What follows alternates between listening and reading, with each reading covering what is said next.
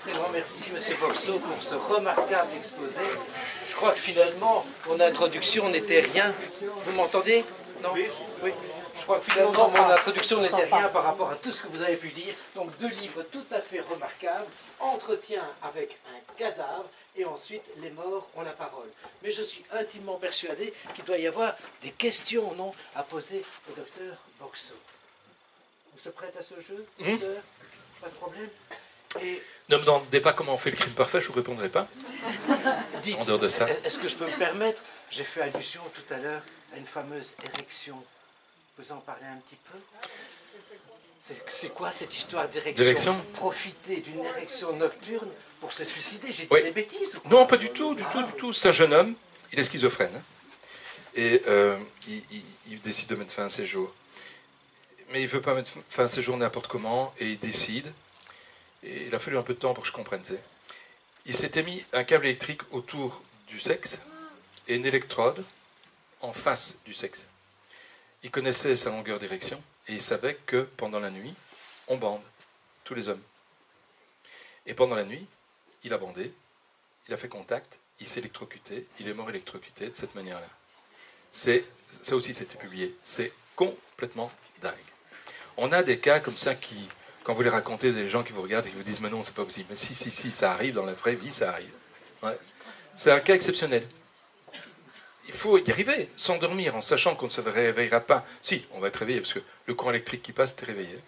Mais pas longtemps, juste au temps de mourir. C'est un schizophrène. J'ai cité également la jeune fille qui tue son père, qui est finalement déjà mort. Oui. Oui, ça j'arrive sur place, et bon, il y a un problème avec le système d'alarme, mais ça je m'en occupe pas, c'est pas mon rôle. Et puis je vois le corps qui est dans le lit. Là, juge est là, je dis écoute, je ne vais pas faire l'examen extérieur ici, ça ne sert à rien, on le fera à l'Institut, hein, parce que de toute façon, on va l'autopsier, c'est un meurtre. Hein. Ok, on va à l'Institut. Et à l'Institut, je fais l'autopsie classique, on procède toujours de la même manière, hein, systématique, une autopsie. D'abord, le corps couché déshabillé, photographié, couché sur le ventre, découpé sur le dos, on referme le dos, on passe en face antérieure. C'est une systématique à avoir, et c'est la meilleure manière, en étant systématique, de ne rien rater. Et là, à chaque fois que j'avise un passage de projectile, un trou, je constate que ce trou est post-mortem. Ça veut dire qu'il n'a pas saigné. Quand on vit, le sang passe des artères dans les capillaires, et puis dans les veines, et puis retourne au cœur. Et quand on est mort, il n'y a plus de sang dans les artères, il n'y a plus de sang dans le cœur à gauche non plus, il n'y a plus de sang dans les capillaires, il n'y a plus que dans les veines et dans le cœur droit. Et quand vous coupez quelqu'un qui est mort, ben vous allez voir que les bords de la plaie ne saignent pas, parce que vous avez découpé des capillaires qui sont vides. Et ben c'est ça. Les coups de feu ont traversé un corps qui était déjà mort, donc le pourtour des orifices est complètement vide, il n'y a pas de sang. Donc je sais que c'est post-mortem. Une balle a traversé le cœur, et je constate qu'en ayant traversé le cœur, il n'y a pas eu de saignement non plus. Traversé le cœur gauche, pas le droit. Il n'y a pas eu de saignement. Donc clairement, je sais que le type est mort. J'ouvre la boîte crânienne, parce que les autopsies, on les fait toujours complètes. Vous savez, l'idée sur laquelle quelqu'un meurt nécessairement d'une balle dans le crâne n'est pas vraie. J'en ai prouvé un exemple tout à l'heure. Puis je connais 4 personnes qui sont vivantes, alors qu'elles ont reçu une balle dans le crâne, et même pour l'une d'entre elles, une balle de guerre. Je ne dis pas qu'elles sont en bonne santé, mais je dis qu'elles sont vivantes. Et donc, on doit démontrer que la lésion que l'on a trouvée est la seule cause possible de décès. Donc, on doit tout autopsier, toujours. Même si c'est une balle dans le crâne, on va autopsier le thorax, l'abdomen, on va tout ouvrir. Et là, quand j'ouvre la boîte crânienne, je constate qu'il y a une hémorragie cérébrale par rupture d'une petite artère. Donc, il est mort, en fait, d'une hémorragie cérébrale pendant la nuit, avant que sa fille ne vienne pour le tuer. Or, la loi pénale dit que pour tuer, enfin, elle ne le dit pas comme ça, mais c'est la traduction, pour tuer quelqu'un, il faut qu'il soit vivant. Si vous tirez sur quelqu'un qui est déjà mort, alors même que vous pensez qu'il est vivant, vous êtes sans doute très méchant, hein, ça c'est vrai, mais vous ne l'avez pas tué, donc vous n'êtes pas condamnable. Donc on a mis la fille au BCS, bulletin central de signalement, pour que la police l'arrête, non pas pour la capter, si quand même un peu, hein, on va l'interroger, mais pas pour la mettre en prison, mais pour qu'elle arrête de cavaler, parce qu'on sait que les gens qui sont en cavale sont dangereux, ils sont capables de commettre des délits. Donc c'est pour éviter ça, pour protéger la population qu'on l'a mise au BCS. Toujours dans mon introduction, je parle d'un père qui a enterré sa fille vivante, n'est-ce pas? En fait, il a enterré une fille qui n'était pas la sienne. On lui avait présenté comme étant sa fille. Et quand il revient chez lui après l'enterrement, le téléphone sonne, d'abord il ne répond pas parce qu'il n'a pas envie, puis le téléphone s'acharne, il finit par répondre, et quand il répond, il entend une voix « Allô, papa ?» suis à la gare, tu viens me chercher? J'aime autant vous dire qu'il ne faut pas de cardiaque. Hein. Il était allé chercher sa fille, il n'en a voulu à personne. Charmant le gars, il n'en a voulu à personne, mais on a dû la déterrer, on nous l'a confié pour identification, on l'a attribué finalement à la bonne famille. Oui. Donc le médecin a mal fait son travail. Oui, il avait très mal travaillé. C'était pas du tout l'ADN de la fille. Des questions? Oui, monsieur. Professeur, comment voit-on la différence entre quelqu'un qui s'est pendu ou qu'on a pendu? C'est très difficile à voir. Non. Si on le fait intelligemment, c'est très difficile à voir. Mais il y a des petites nuances. C'est-à-dire que quand on le pend, la corde va glisser et on va avoir des glissades qui n'existent pas, hein, surtout en partie postérieure. Mais le cas que j'ai eu le plus flagrant, c'est un type qui faisait 130 kg et qui était réputé s'être pendu. Et quand je le vois, je constate qu'il y a d'abord ces griffes remontantes ici derrière qui ne me conviennent pas, avec une corde qui est trop serrée que je ne vois pratiquement jamais. Donc ça m'interpelle un peu. Et puis surtout, je remarque qu'il s'est pendu un tuyau de chauffage dans la cave. Et le tuyau de chauffage, il était entouré d'une gaine en amiante, avec du ciment, ou du plâtre plutôt. Et le plâtre était enfoncé. À cause du poids du gars, je me dis c'est normal. Mais ce plâtre a imprégné la corde sur une distance qui rejoignait quasiment le sol. Et ça, c'était pas logique. Du tout. Parce qu'il n'y avait pas de raison que la corde soit imprégnée de ciment. Tu la passes au-dessus du truc, on se pend, ok, pas de problème. La corde enfonce le plâtre, pas de problème, mais elle ne tatoue pas toute la corde jusqu'en bas, quoi. Donc j'ai la preuve qu'on l'avait hissée. Et au niveau rigidification du corps? Le corps se rigidifie de la même manière. Il n'y a pas de différence entre érection ou... Non, il n'y a pas. Il n'y a pas. Sauf que si on tue le gars et puis qu'on va le pendre bien longtemps après, là évidemment, on risque même de le trouver dans une attitude qui ne correspond absolument pas à celle de la pendaison. Ça oui. Mais il faut le pendre, enfin il faut le pendre, je ne vous donne pas des trucs là.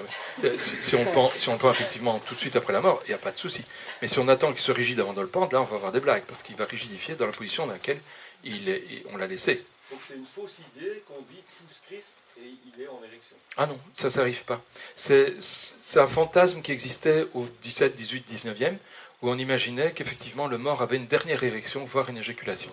En fait, la raison pour laquelle on l'a cru, c'est que les hommes, c'est-à-dire qu'aux hommes ça arrive évidemment, encore qu'aujourd'hui on peut se poser des questions avec toutes les variations de sexe, mais enfin clairement, normalement c'est aux hommes, il y a un écoulement qui se fait naturellement des vésicules séminales vers l'extérieur. C'est-à-dire qu'il y a une éjaculation, entre guillemets, en tout cas, et un écoulement de sperme qui se fait par la verge, uniquement parce que le corps est en position debout, quasi. Hein. On se pendrait couché, on ne la verrait pas. Et c'est le fait de la position debout qui a donné l'idée à plein de gens qu'on bandait et on éjaculait une dernière fois à cause de la pendaison. Mais c'est faux, c'est faux. C'est juste un effet physiologique qui fait ça, dû à la contraction des vésicules séminales qui s'écoulent bêtement vers l'extérieur. En allant plus loin, il disait que c'est au moment où il coupe la corde qu'il y a un relâchement au niveau musculaire. Ah, pas nécessairement, non, parce que s'il est tout raide, il ne va pas se relâcher. Hein.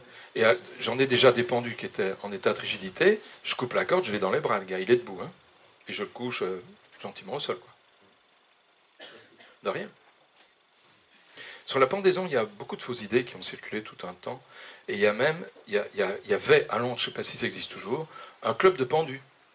Il y a des gens qui allaient se pendre là-bas pour avoir l'expression d'un fantasme. J'avais une équipe de télé avec moi cette fois-là, et ils me suivaient dans mes pérégrinations. Hein, et on va chez un gars, quand on arrive, je le vois pendu, je vois tout de suite que c'est une pendaison érotique. Il s'est pendu avec une corde en chanvre hyper douce, donc il ne laisse pas de traces. Pour être sûr, il avait mis en plus un essuie pour ne pas laisser de traces. La corde se prolongeait par une autre corde qui venait autour des organes génitaux externes, et il se pendait avec des photos en face de lui qui étaient très suggestives. Donc clairement, c'était l'expression d'un fantasme. Malheureusement, quand on se pend comme ça, il y a un moment où on va trop loin. On est encore conscient, mais on ne peut plus bouger. On devient paralysé. Et j'ai un gars qui se filme en train de se pendre de cette manière-là, et malheureusement, il se rate, quoi. Et tu vois sur le film qu'il est en train de mourir, et tu vois toute la panique dans ses yeux, parce qu'il n'arrive pas à se ravoir. Et puis finalement, il meurt. Voilà.